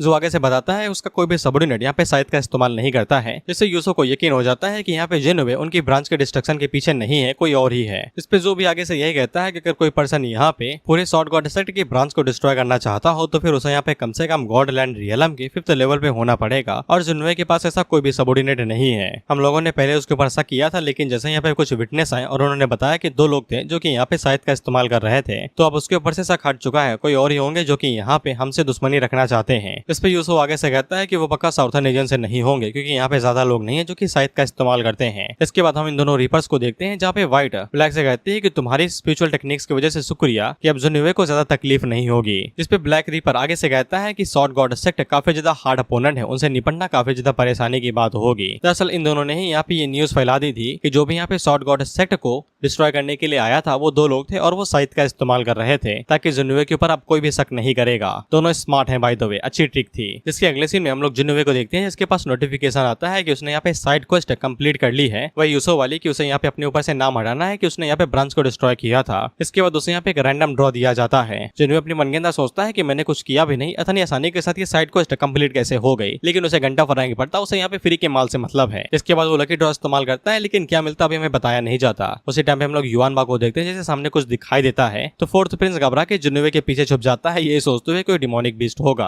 अब उसी टाइम पे हमें कल्टिवेटर को देखते हैं जो कि झाड़ियों से भागते हुए आता है, ये चीखते हुए कि ज़ैंगलुन पूरी तरीके से पगला चुका है, भागो यहाँ से। कर ये कल्टिवेटर चीखते चिल्लाते हुए जान बचाते हुए भाग रहे थे, ये कहते हुए कि ज़ैंगलुन पूरी तरीके से पगला चुका है। जुनवे उनकी तरफ पूछता है कि ये ज़ैंगलुन कौन है, और उसी टाइम पे हमें पता चलता है कि जुनवे को जो रैंडम ड्रॉ के अंदर मिला है वो दरअसल 10 स्काई एक्सप्लोडिंग थंडर ग्रेनेड्स हैं जो किसी अननोन कल्टीवेशन टेक्निक से आए हैं, कुछ पता नहीं है, सिस्टम को भी नहीं। जुनवे यहाँ पे उनके डिस्क्रिप्शन को चेक करता है तो फिर उसे पता चलता है कि स्काई एक्सप्लोडिंग थंडर ग्रेनेड्स यहाँ पे छोटे छोटे बॉम्ब्स हैं जो पे स्प्लिट पावर के साथ कंडेंस का मतलब एकदम निचुड़ जाना करके मिला के बनाए गए हैं, जो कि यहाँ पे गन पाउडर का भी इस्तेमाल किया गया है। अगर ये किसी चीज से भी टकराते हैं, चाहे वो छोटी हो या बड़ी, तो ये एक्सप्लोड कर जाएंगे। एक्सप्लोजन का जो धमाका होगा वो 100 मीटर्स तक जाएगा और ये बॉम्ब इतने ज्यादा पावरफुल है कि यहाँ पे ये किसी भी नास एंड सोल रियलम के कल्टीवेटर को भी आसानी के साथ निपटा सकते हैं। जिस पे जुनवे काफी ज्यादा खुश हो जाता है क्योंकि वो इसका इस्तेमाल करके आसानी के साथ स्नीक अटैक कर सकता है। इसके बाद हम लोग फोर्थ प्रिंस को देखते हैं जो कि यहाँ पे जुनवे को बताता है कि ज़ैंगलुन एक जीनियस है जो कि यहाँ पे बारबेरियन एप ब्लड लाइन का इस्तेमाल करता है, एप वही गोरिल्ला वाला।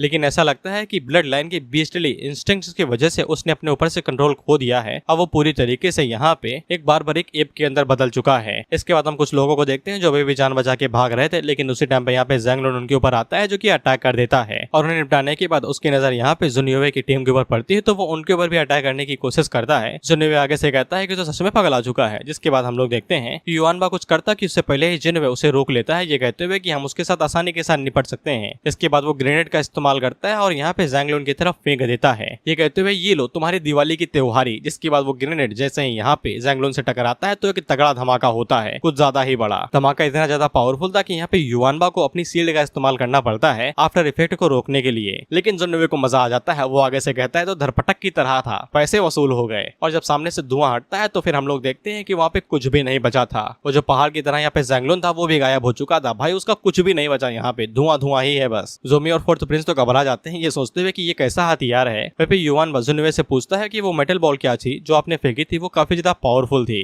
जुनवे आगे से कहता है कि वो एक मैजिक वेपन था जिसको यहाँ पे स्काई एक्सप्लोडिंग थंडर ग्रेनेड कहते हैं। ये काफी ज्यादा लीथल है और नासेंथोलियम के कल्टीवेटर को आसानी के साथ निपटा सकता है। इस पे जुमी आगे से कहती है कि तो कुछ ज्यादा ही टेरिफाइंग वेपन है, क्या तुम्हें सच में यहाँ पे सिर्फ कियानुवे किंगडम ही सपोर्ट करता है या फिर कुछ अलग लोग भी हैं? इस पे जुनवे आगे से कहता है कि गैस करो और हमें गैस बताया नहीं जाता। लेकिन जुनवे को यहाँ पे अभी तक भी कोई भी एक्सपीरियंस पॉइंट नहीं मिले थे ज़ैंगलुन को खत्म करने के बावजूद। तो सिस्टम बाहर निकलता है और वो जुनवे को बताता है कि कॉन्टेस्ट की वजह से यहाँ पे जो डंजन है वो यहाँ पे पॉइंट को पहुंचने से यानी कि डिलीवरी में देरी कर रही है, लेकिन जैसे ही यहाँ पे कंपटीशन खत्म हो जाएगा तो जुनवे को उसके एक्सपीरियंस पॉइंट मिल जाएंगे। जुनवे आगे से पूछता है कि यहाँ पे उसके जो एक्सपीरियंस पॉइंट होंगे वो इंक्रीज होंगे या डिक्रीज होंगे कंपटीशन की वजह से। इस पे सिस्टम आगे से बताता है कि नेचुरली इंक्रीज ही होंगे क्योंकि कंपटीशन काफी ज्यादा फेमस है, लेकिन अगर कंपटीशन के दौरान में कोई सेक्टर उंगली कर देता है तो फिर एक्सपीरियंस पॉइंट नहीं मिलेंगे। और जुनवे को ये वाली बात पहले से ही पता थी। इसके बाद जुनवे उन लोगों से कहता है कि चलो रात हो रही है, थोड़ा सा आराम कर लेते हैं। इसके बाद अगला सीन रात का होता है जहाँ पे जुनवे को बताती है कि जो ज़ैंगलुन था वो दरअसल डीमन सबडूइंग सेक्ट लीडर का डिसाइपल था। उसके पास यहाँ पे यूनिक ब्लड लाइन थी जो कि एक बार डिस्कवर हो गई तो फिर कई सारी फोर्सेस और कई सारे फंक्शन उसे यहाँ पे छीनने के लिए आ जाते थे। लेकिन ज़ैंगलुन ने यहाँ पे क्योंकि पहले ही डीमन सबडूइंग सेक्ट को ज्वाइन कर लिया था। सबडूइंग का मतलब होता है कि किसी के सामने अपने सर झुका देना, बेसिकली उनका फॉलोअर बन जाना। क्योंकि डीमन सेक्ट पहले उसने ज्वाइन कर लिया था इसीलिए कोई भी उसके पास नहीं आया था उसे छीनने विनने के लिए। जुनवे आगे से पूछता है कि अगर वो यहाँ पे पहले उस सेक्टर ज्वाइन कर लिया तो फिर उसे यहाँ पे कंपटीशन के अंदर हिस्सा लेने की क्यों जरूरत थी? जुमी आगे से बताती है ऑफ कोर्स यहाँ पे रिवॉर्ड के लिए कंपटीशन के अंदर सिर्फ एक ही रोल है कि कल्टीवेटर्स यहाँ पे 100 के नीचे होने चाहिए। बाकी यहाँ पे और भी कोई लिमिटेशन नहीं है कि कोई भी आके यहाँ पे ज्वाइन कर सकता है, कोई दिक्कत नहीं है। और ऊपर से ज्यादातर यहाँ पे 7 बेस्ड सेक्ट के डिसाइपल ही आए हैं जिनके पास यहाँ पे स्टेटस है। बाकी और भी कई सारे डिसाइपल्स यहाँ पे ज्वाइन कर सकते हैं सिर्फ दूसरे सेक्ट को ज्वाइन करने के लिए। जिस पे जुनवे अपने मन के अंदर सोचता है कि साला मैंने 7 में से 3 को तो पहले ही उंगली कर दी है, बचे हुए को भी करना पड़ेगा ऐसा लगता है। हालांकि इससे कोई फर्क नहीं पड़ता है कि इसकी जिंदगी में कितनी प्रॉब्लम आते हैं, ये उन सभी को सॉल्व कर सकता है। अब मुझे पता नहीं आगे चल के तुम्हें गुस्सा आएगा इसकी हरकतों के ऊपर, ये कुछ ज्यादा ही एरोगेंट हो जाता है। मतलब वो मुहावरा नहीं कि आ भैंस मुझे मार, ये वाले इसकी हरकतें हो जाती हैं आगे चल के। ये अपने समझ के ऊपर इतना ज्यादा निर्भर होने लगता है कि कोई भी आके इसकी बजा के चला जाता है। खैर इसके बाद जुनवे यहाँ पे जुमी से पूछता है कि वो कौन से सेट को ज्वाइन करना चाहेगी। इसके बाद हमें 7 बड़े सेट के बारे में बताया जाता है, जैसे कि पहले का नाम है ट्रू स्पिरिट सेक्टर, दूसरे का नाम है फिनिक्स किंग सेक्टर, तीसरे का नाम है स्टार सेक्टर, चौथे का नाम है डीमन सबडूइंग सेक्टर, पांचवे का नाम है क्रिम्सन जेड सेक्टर, छठवे का नाम है सॉर्ड गॉड सेक्टर और सातवें का नाम है अजुरे स्काई सेक्टर। कोई फर्क नहीं पड़ता है कि तुम कौन से सेट को ज्वाइन करते हो, अगर तुम्हारी फैमिली छोटी है तो फिर ये तुम्हारी फैमिली के लिए बहुत ही बड़े सम्मान की बात होगी। इस पे जुमी आगे से बताती है कि उसे कोई फर्क नहीं पड़ता है कि वो कौन से सेट को ज्वाइन करती है, अगर वो ताकतवर बनती जाती है तो कोई भी सेट उसके लिए फाइन है, यानी कि ठीक है। इस पे जुनवे उसे कहता है अगर ऐसी बात है तो फिर तुम हमारे कियानुवे किंगडम को क्यों नहीं ज्वाइन करती हो, मैं तुम्हारी मदद करूंगा स्ट्रॉन्गर बनने में। इस पे जुमी आगे से कहती है कि मैं एक किंगडम को छोड़ के यहाँ पे आई हूँ एक सेक्टर ज्वाइन करने के लिए, और तुम मुझसे कह रहे हो कि मैं दोबारा एक किंगडम को ज्वाइन कर लो, मेरे माथे पे सी लिखा हुआ है क्या? जिस पे जुनवे उसे कहता है कि तुम्हें इस बात के ऊपर यकीन होगा अगर मैं तुमसे कहूँ कि मैं यहाँ पे कियानुवे किंगडम को एक डायनेस्टी के अंदर बदल दूंगा सिर्फ 50 सालों के अंदर। जिस वजह से जुवानिवे के लिए यहाँ पे एक और नई साइड क्वेस्ट आ जाती है कि उसे 50 सालों के अंदर अपने किंगडम को एक डायनेस्टी के अंदर बदलना है।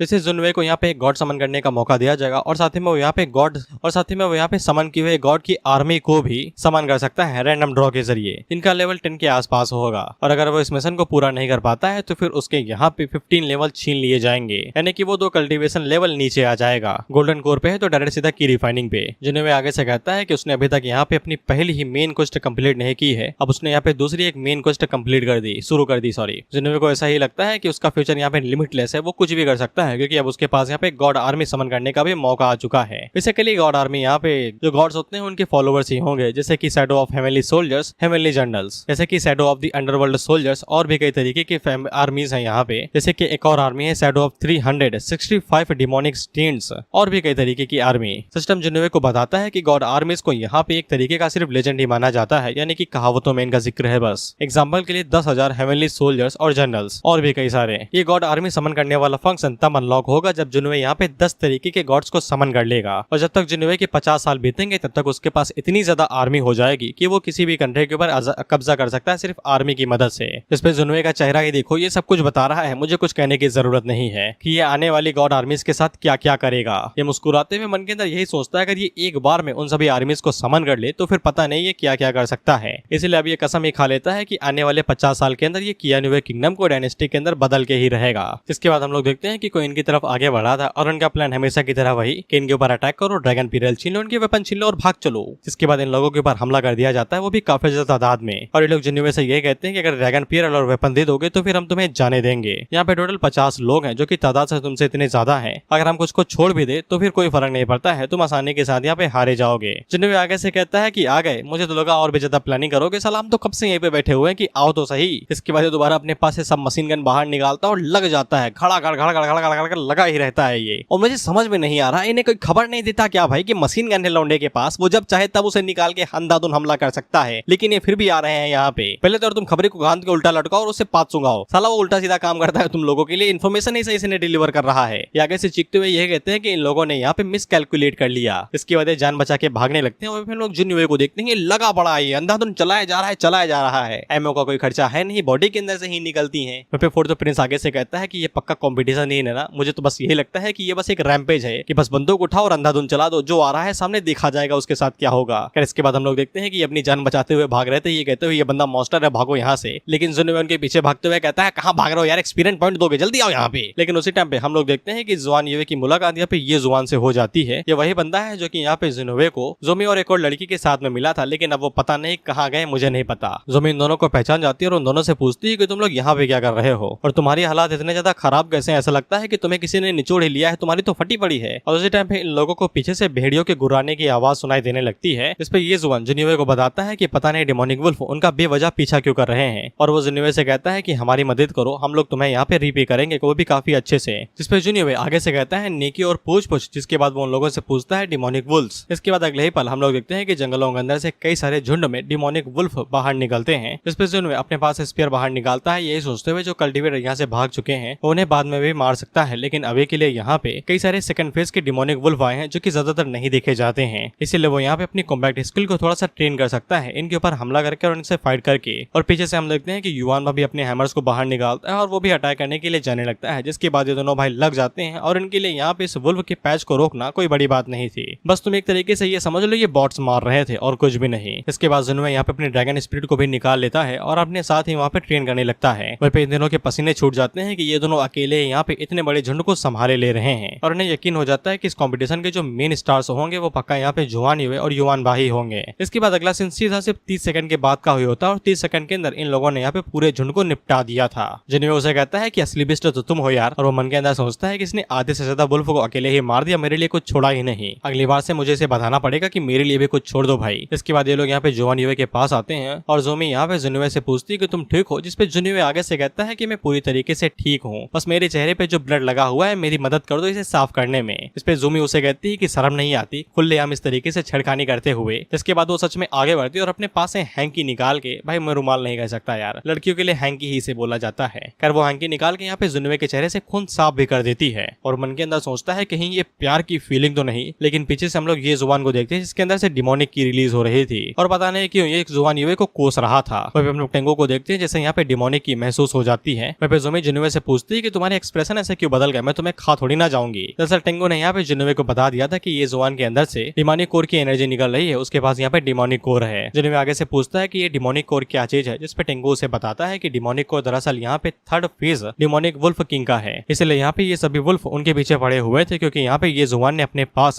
डिमन वुल्फ किंग का डिमोनिक कोर छुपा लिया था। ये जुबान यहाँ पे जुन्युए से कहता है कि तुम्हारी मदद के लिए शुक्रिया, कॉन्टेस्ट खत्म होने के बाद हम आपसे मिलने के लिए आएंगे और आपको रीपे करेंगे जो आपने हमारी मदद की है। टेंगो जुन्युए को बताता है कि डिमोनिक कोर को एकदम झटके से निकाला गया है बॉडी के अंदर से, इसलिए अभी भी कोर के अंदर से बहुत ज्यादा मात्रा में डिमोनिक की फील हो रही है और ऊपर से इसके अंदर से भी यहाँ पे काफी ज्यादा डोमिनेटिंग और निकल रहा है जो कि यहाँ पे ह्यूमन रेस से बिलोंग बिल्कुल भी नहीं करता है। जुन्युए हम लोगों को बताता है कि डिमोनिक कोर पाने के लिए यहाँ पे ये जुबान की कल्टीवेशन कम से कम गोल्डन कोर रियलम पे होनी चाहिए, लेकिन वो यहाँ पे सिर्फ फाउंडेशन पीक रियलम पे है। और भले ये जुबान यहाँ पे डिमोनिक वुल्फ किंग को मार दे, लेकिन गोल्डन कोर पाना काफी ज्यादा मुश्किल है, भले उसके कल्टीवेशन यहाँ पे नासेंट सोल कल्टीवेटर वाली ही क्यों ना हो, उसके पास ये डिमोनिक कोर नहीं होना चाहिए। इसके सिर्फ दो ही पॉसिबिलिटी हो सकती है, पहले की ये जुबान यहाँ पे अपनी असली स्ट्रेंथ को छुपा रहा है और दूसरी ये कि वो काफी ज्यादा लकी था, उसका लक यहाँ पे छप्पर फाड़ था तो फिर उसे यहाँ पे डिमोनिक कोर मिल गया। जुन्युए अभी के लिए यहाँ पे सेकंड पॉसिबिलिटी के ऊपर ही यकीन करता है, लेकिन वो अभी भी यही सोचता है कि उसे ये जुबान से सावधान रहना पड़ेगा। इसके बाद फोर्थ प्रिंस आगे से कहता है कि चलो चलते हैं यार, यहाँ पे बदबू बहुत ज्यादा आ रही है, लेकिन जुन्युए उन लोगों से कहता है कि तुम लोग अभी भी यहाँ पे मुझसे प्रोटेक्ट होना चाहते हो क्या पूरे कॉन्टेस्ट के लिए। इसके बाद वो जुमी की तरफ देखता है तो जुमी आगे से मना कर देती है, ये कहते हुए कि वो यहाँ यहाँ पे खुद के भरोसे ही रहना चाहती है। इसके बाद वो अपनी अलग रास्ते पे चली जाती है। जुनवे भी उसे फोर्स नहीं करता है और ये लोग अपने अलग रास्ते पे चले जाते हैं। वह बाकी लोग ये जुआन से पूछते हैं कि वो लोग क्या करेंगे, जिसपे ये जुआन आगे से कहता है कि हम लोगों को यहाँ पे जुमी के साथ चलना चाहिए। फोर्थ प्रिंस आगे से यहाँ पे जुनवे से पूछता है क्या वो लोग सच में यहाँ पे जुमी को ऐसे ही जाने देंगे। ये जुआन की गैंग उसके साथ जा रही है, जिसपे जुनवे आगे से बताता है कि उसके पास यहाँ पे अलग प्लान है। इसके बाद जुनवे यहाँ पे टेंगू से पूछता है कि उसके सेंस यहाँ पे कितनी दूर तक काम करते हैं। इस पे टेंगू आगे से बताता है कि इतनी दूर तक कि उन्हें पता नहीं चलेगा कि हम उनका पीछा कर रहे हैं। दरअसल ये लोग यहाँ पे उनका पीछा करने वाले हैं। जिसके बाद हम लोग जुमी को देखते हैं जो कि इन तीनों के साथ में थी और उसी टाइम पे इन लोगों के ऊपर कोई दूसरा ग्रुप अटैक कर देता है और इन्हें भी वही चाहिए था, पैसा, मैजिकल वेपन और औरतें।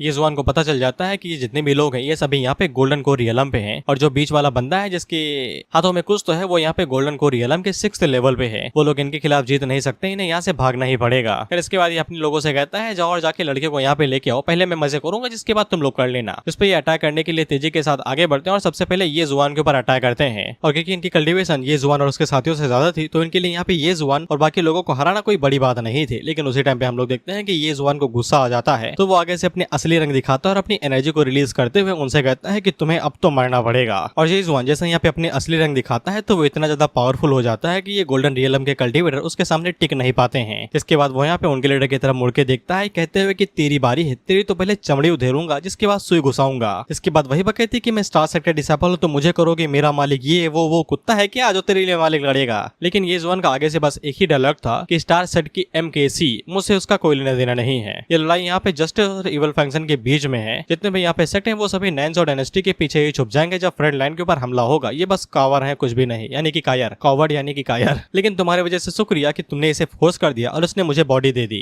यानी कि ये जुआन की बॉडी के ऊपर ये जो अननोन एंटिटी है अब पूरी तरीके से कब्जा कर लिया है। इसके बाद वो उसके ऊपर पीछे से अटैक करता है और उसके सीने के अंदर अपने क्लॉ घुसा देता है जिसे वो मारा जाता है। ये देख के तो जुमी हैरानी हो जाती है। फिर ये जुआन के जितने भी साथी थे वो सभी उससे पूछते हैं कि तुम्हें क्या हुआ है। इस पे जो अननोन एंटिटी थी वो उन लोगों से कहती है कि तुम्हारा सीनियर ब्रदर, क्या तुम्हें पता भी है कि तुम्हारा सीनियर ब्रदर कितना ज्यादा बुरा और कितना घिनौना था। उसके दिल के अंदर तुम लोग क्या हो तुम्हें पता है। उसने कभी तुम लोगों को अपना छोटा भाई माना ही नहीं। वो बस तुम लोगों को घिनौना और अनटैलेंटेड समझता था, बस 2 कौड़ी के लोग और कुछ भी नहीं। उसे अच्छे से पता था कि इन सभी चीजों का फायदा कैसे उठाया जाता है, बेसिकली सपोर्ट करके फायदा उठाना। इसलिए वो तुम लोगों के साथ हमेशा के लिए चिपका हुआ था और ज्यादा कुछ भी नहीं। इसके बाद वो जुमी से कहता है कि वो तुमसे जानते हो किस लिए चिपका हुआ था, उसे बस तुम्हारा शरीर चाहिए था और कुछ भी नहीं। इस पे जुमी और बाकी लोग घबरा के पूछते हैं कि अब तुम्हें क्या चाहिए। इस पे अननोन एंटिटी जुमी के ऊपर अटैक करते हुए कहता है ऑफ कोर्स मैं उस बच्चे की मदद करूंगा उसकी इच्छा को पूरी करने में। जिसके बाद वो जुमी के ऊपर हमला करता है तो इसे यहाँ पे जुनिवे की याद आती है। काहे मना किया था भाई, तब तो कह दिया था कि मैं अपने भरोसे चलूंगी, अब क्या हुआ। तो जैसा कि जुनिवे ने प्लान किया था वो इनका पीछा कर ही रहा था और वो एंड मौके पे यहाँ पे बाहर निकलता है। प्लॉट है भाई, प्लॉट है। और युवान निकलते हैं यहाँ पे उनके ऊपर हमला कर देता है। उस अननोन एंटिटी ने भी नहीं सोचा था कि ये लोग इतनी जल्दी उसे पकड़ लेंगे। उसे पता था कि ये लोग उसका पीछा कर रहे हैं, लेकिन ये नहीं सोचा था कि वो इतनी जल्दी यहाँ पे आ जाएंगे। और इसके पास अभी तक इसकी फुल स्ट्रेंथ नहीं आई थी, इसलिए वो यहाँ पे इतने समय युवानबा और जुनिवे के साथ अकेले फाइट नहीं कर सकता है। युवानबा उसी टाइम पे उसके ऊपर अपनी गदा से अटैक करता है तो वो जल्दी से साइड में हट के उसके गदा को डॉज करता है और वो जहाँ पे टकराती है तो वहाँ पे तगड़ा धमाका होता है। वहाँ पे अननोन एंटिटी अपने मन के अंदर सोचती है कि उसे यहाँ पे युवानबा की स्ट्रेंथ के बारे में पता था, लेकिन वो इतना ज्यादा स्ट्रॉन्ग होगा उसने ये सोचा ही नहीं था। इसके बाद वो युवानबा से भागते हुए कहता है कि तुम कौन हो, जितनी तुम्हारे पास स्ट्रेंथ है तुम पक्का किसी एशियन ब्लड लाइन से ही बिलोंग करते होगे। इस पे युवानबा उसके ऊपर अटैक करते हुए कहता है कि मैं कोई ऐसा हूँ जो कि बस तुम्हें मारना चाहता है, वो कहीं से भी बिलोंग नहीं करता है। वहाँ पे जुनिवे टेंगू से पूछता है कि इसके ऑरा के साथ क्या गड़बड़ है जो ये इतना ज्यादा पावरफुल होते जा रहा है। इस पे टेंगू आगे से बताता है कि उसकी बॉडी के अंदर कोई डिमोनिक सोल छुपी हुई है। वो पक्का या तो कोई डिमोनिक कल्टीवेटर की सोल होगी या तो वो डिमोनिक रेस से होगा जो कि करंटली यहाँ पे इस जुआन की बॉडी के ऊपर कब्जा करे हुई है और उसके ऊपर हावी है।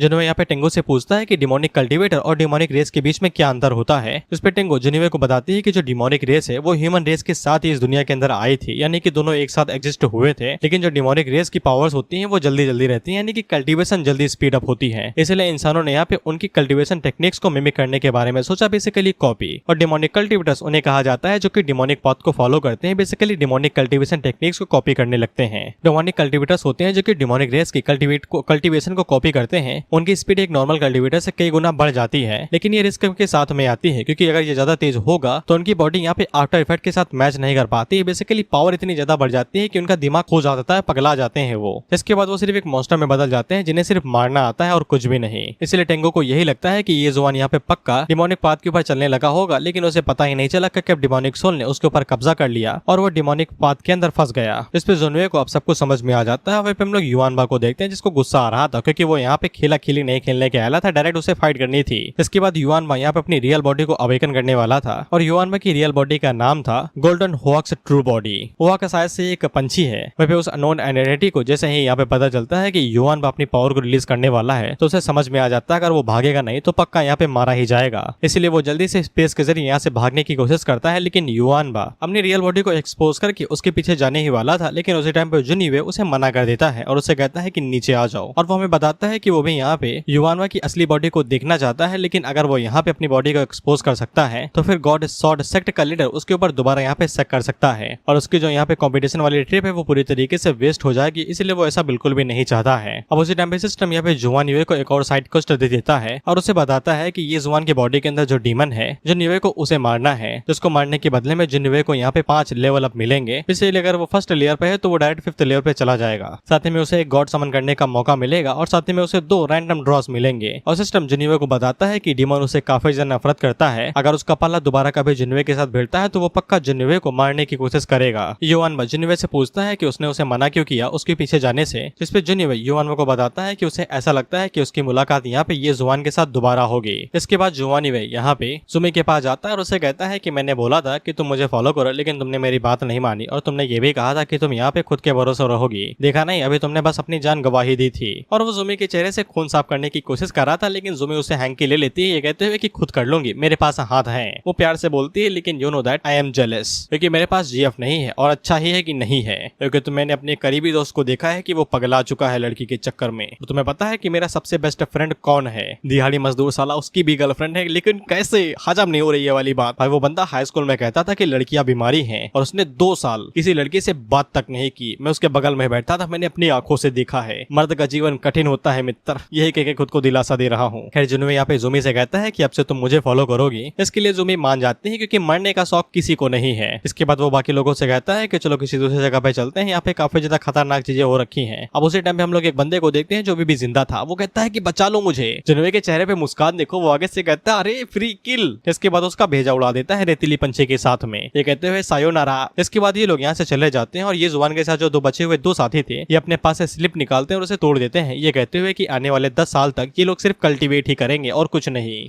इसके बाद हम लोग यूसो को देखते हैं जो कि बाहर ही बैठा हुआ था और उसके पास एक यंत्र था, यानी कि डिवाइस, जिसके अंदर से शायद से पोर्टल वोटल का कुछ था, क्योंकि जो डिमोनिक स्पिरिट ये जुआन की बॉडी के अंदर थी वो अपनी स्पेशल मैजिक की मदद से इसी से ही बाहर निकलता है। और तभी उसकी मुलाकात यहाँ पे यूसो से हो जाती है, जो कि उसकी नजर डिमोनिक कल्टिवेटर के ऊपर पड़ जाती है। इसलिए यूसो को यही लगता है कि इसी डिमोनिक कल्टिवेटर का हाथ यहाँ पे उसके सेक्टर ब्रांच के डिस्ट्रक्शन के पीछे हो सकता है। जिसके बाद वो उसके पीछे भागने की कोशिश करता है, लेकिन वो तुरंत स्पेशल मैजिक का इस्तेमाल करके वहां से भाग जाता है, जिसपे यूसो को समझ में आ जाता है कि अगर कोई डिमन यहाँ पे रियलम से ऊपर हो तो ही वो यहाँ पे स्पेशल मैजिक का इस्तेमाल कर सकता है। भाई को ऐसा इल्जाम में फंसाया जाएगा जो उसने किया भी नहीं है। इसके बाद यूसो ये बताने के लिए यहाँ से जाने लगता है कि उनके डायनेस्टी के अंदर एक डिमन कल्टिवेटर है। जिसके बाद हम लोग यूसो को देखते हैं जो कि सभी लोगों को यहाँ पे इनर वर्ल्ड के बारे में बता रहा था, सॉरी दिखा रहा था, जहाँ पे सभी लोग इतने समय एंटर हुए हैं। सभी लोगों को ये लग रहा था कि जुनिवे चीटिंग ही कर रहा है और उसी टाइम पे यहाँ पे कॉम्पिटिशन का टाइम खत्म हो जाता है, इसलिए यहाँ पे टेलीपोर्टेशन को दोबारा शुरू कर दिया जाता है। तो सभी लोग बाहर निकलते हैं। कुछ को थी फटी पड़ी थी, वो ये कह रहे थे कि जिंदा बच गया, इतना ही काफी है। वहीं पे हम लोग ये जुआन की टीम को देखते हैं तो ये बड़े आराम से आ जाते हैं। जिसके बाद यूसो जितने भी पार्टिसिपेंट बचे थे उन सभी से कहता है कि रजिस्टर कर लो और तुम्हें जिसके बाद इंपीरियल कैपिटल के अंदर लेके जाया जाएगा और तुम अपने साथ कुछ सर्वेंट भी लेके जाते हो। जिन्हें यही सोचता है कि उसे कुछ सर्वेंट की जरूरत पड़ेगी, इसीलिए वो पहले रजिस्टर करता है और बाद में सोचेगा कि किसको लेके जाना है, सभी से डिस्कस करने के बाद में। तो जैसे कि सिस्टम ने बताया था कि वो जैसे ही कॉम्पिटिशन से बाहर निकलेगा उसे वहाँ पे उसके एक्सपीरियंस पॉइंट दे दिए जाएंगे, जो कि 90,000 के आसपास थे, इसीलिए जिन्होंने तुरंत ब्रेक थ्रू भी कर लेता है। अब इसके बाद हम लोग कुछ सेक्ट मास्टर्स को देखते हैं और जैसा कि यहाँ पे जुमी ने बताया था कि जैंगलुन जो कि चिंपैंजी सॉरी एप में बदल चुका था और वह जिसने जुमे के ऊपर अटैक किया था, उन सभी के सेक्ट लीडर यहाँ पे यूसो से पूछ रहे थे कि उन्हें किसने मारा है, क्या कोई बता सकता है। इस पे यूसो को यही लगता है कि उन्हें मारने वाला वो डिमोनिक कल्टिवेटर ही था जो कि ये जुआन की बॉडी के अंदर है, इसलिए वो उनसे यही बात कहता है। पर हमें पता है कि बेचारा खुद अपनी जान बचा के भाग रहा था। इसके बाद हम लोग जुनिवे को यहाँ पे वेगा के साथ में देखते हैं और वेगा भी जुनिवे को यही बताता है कि यहाँ पे ये जुआन की सोल डिमोनिक सोल के साथ अब तक तो मर्ज हो चुकी होगी और अगर वो स्पेशल मैजिक का इस्तेमाल कर सकता है तो वो पक्का डीमन हेवनली रियलम से ऊपर का ही होगा और वो पक्का जिन्नोवे के ऊपर बदला लेने के लिए आएगा ही, क्योंकि ये जुबान भी जिन्नोवे से नफरत ही करता था। और जब भी एक डिमोनिक सोल किसी बॉडी के ऊपर पूरी तरीके से कब्जा कर लेती है तो उनकी स्ट्रेंथ काफी ज्यादा बढ़ जाती है, एकदम तेजी के साथ में। तो जिन्नोवे को सावधान रहना पड़ेगा। जिन्नोवे को समझ में आ जाता है कि उसे अब इतने समय यहाँ पे 24 आवर्स